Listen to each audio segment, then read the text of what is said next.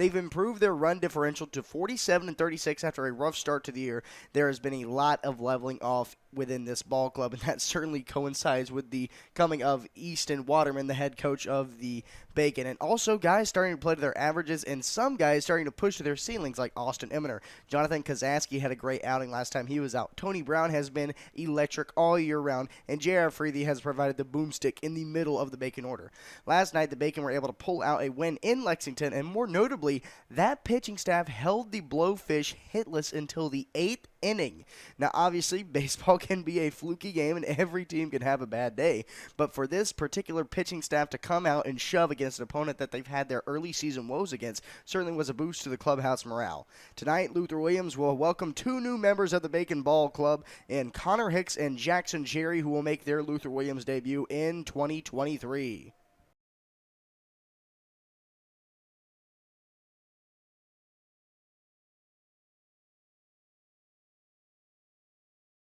The lines. This is incredible. I have never seen this before, and he wins. Look at that. First standoff of the year after the anthem, and it will be won by number 19 for the Macon Bacon, Jackson Phipps. So that's already 1 W in the books. Now let's get the one in between the lines. The big rig comes into today. 2 games for him. Those are 2 starts. 7 innings pitched overall, a 7.71 ERA. Now, that is a small sample size, but he has been giving up a good number of hits against him. He has a 275 batting average against him, but I will say a lot of that was achieved in that first start of the year he had against the Blowfish. That was not the prettiest. Last time out against the Flamingos, like I said, he was spinning the ball a lot better. Just unfortunately ran into the fact that he had to sit on the bench for 47 minutes, and that arm just got a lot of rust built up on it. But he comes in 5 walks to 6 strikeouts, so he's going to need to locate a lot better if he wants to get this Blowfish lineup out in front. And so the full count offering. On the ground, Larson gets his spot in the shallow grass of left field. He fires over. Good scoop by Menzie at first base, and there's 2 down. And there you go.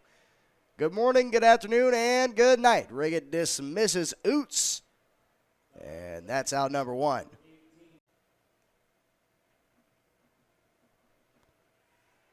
Good pitch by Riggett. Ring him up. Tyler will strut off the mound. The big rig rolls. And we go to the bottom half of the second inning. 0-0. John Reagan Freethy leading us off, the number 4 hole hitter, as he hits one through the hole, a base hit. First knock of the game for either side. Freethy, a big turnaround first base, but he's going to retreat back safely. He has been really productive for this squad. Jared Jenkins stands in. He has been really steady for the Bacon at the hot corner.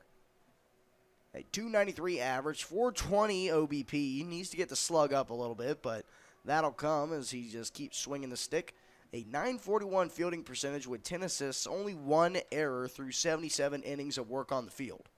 So he's been really steady for the Bacon and looking to be rock steady here and drive in the game's first run. Ooh, if anything gets loose. 2-0. Fly ball into left field. Left fielder's tracking that. That's back in the wall. That is gone. Jared Jenkins sends it out for his first one of the year, and it's 2-0 Bacon. 2-1. On the ground. Up with it is Freethy. He'll throw it over to Menzie, and Riggett escapes the jam. 4 quality innings for the big rig. He's rolling right through, and the Bacon look to add on to their lead. Go to the bottom of the 4th inning. It's 2-1. Larson runs. Chopper. This is going to score 1. Up with it and firing over to first base is Dooley. Good stretch by Ard, and there's 1 away. So give Jenkins an RBI as Hicks comes home to score, and it's 3-1. Fly ball on the infield over is Freethy. He's going to call off Menzie and make the grab. So it's a 1-run game now. Riggett limits the damage to 2. Thankfully, the Bacon picked up a pair in the bottom half of the 4th, but they're going to have to go back to work. Put some distance between these Blowfish. It's 4-3. And that looks like might be the end of the line from Riggett. Coach Waterman making his way out. and he's got the hook in his pocket. So Riggett's going to leave. He pitched 5 quality, 3 earned runs to his name, rather 2, and 1 that came across on an error. And it looks like it's going to be Brady Pendley coming in need of a strikeout or 2. Got him swinging, strike 3. 2-2. Fly ball into left center field. That's going to drop in and be a base hit. One's going to score, and it's tie ball game. In with 1 away.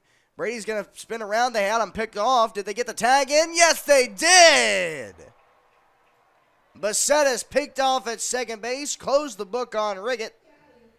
So he comes out, fires 5+ innings of work, allows 4 runs, 3 of them earned, and now 2 away, and a 2-1 count on Ty Dooley. That was an excellent job by Brady to make sure that Bassetta wasn't paying attention. 1-2, Chopper, Jenkins, gloves, fires, and it's high to Minzy, but he's able to pull it down. So Jenkins continues his great work over at the third base bag to get the first out. Pendley fires, and he got him. So Jackson spins in the right-handed batter's box and turns right around. Right back to Pendley, who goes in and out of the glove. No sweat. Brady Pendley works a 1-2-3, including a couple ground outs and a strikeout. We go to the bottom half of the 7th inning. But first, time to stretch him out at home. 0-2. Center field. Sykes back, and he's going to make the grab. Larson squared it up, but Wells Sykes played him perfectly. 0-2.